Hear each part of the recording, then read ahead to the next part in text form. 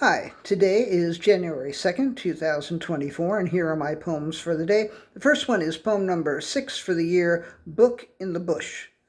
A book in the bush is worth very little, maybe even less than a half a book in the hand, unless you can somehow extract the book from the bush.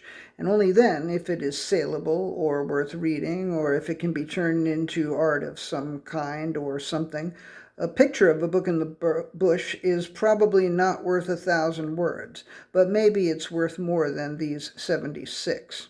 Poem number 7, I Can Pour. I can pour and I can pour and pour and pour and pour and pour until I think there can't be more, but there is more and more to pour. There is always more. There is always more. And I can grieve and I can grieve and grieve and grieve and grieve and grieve and question all that I believe and whether it is right to leave and whether it is time to grieve. And I can sing and I can sing and sing and sing and sing and sing of losing all and everything, experience what loss can bring, and know that I have everything, and I can sing and I can sing. Poem number 8, Shecky Green. It's old news already. It happened on the last day of last year. Shecky Green, dead at 97.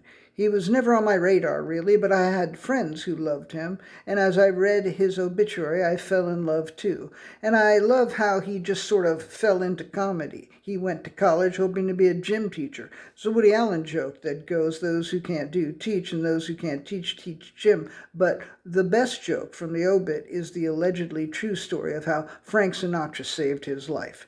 5 guys were beating Shecky, presumably nearly to death, and Sinatra said, "Okay, boys, that's enough." Poem number 9, Two Virgins, or First Fucks. We were both virgins when we dated. She told me she was saving herself for someone she truly lusted after. I told myself I was saving myself for someone I truly loved. And my first fuck was with someone I loved. I never found out who her first fuck was with, but I hope it was as hot for her as mine was for me.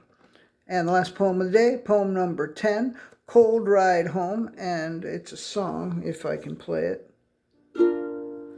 I pedaled hard, near as hard as I could after leaving the reading. As the crowd thinned, it was cold ride home, but it felt real good. It was cold, but there wasn't no wind.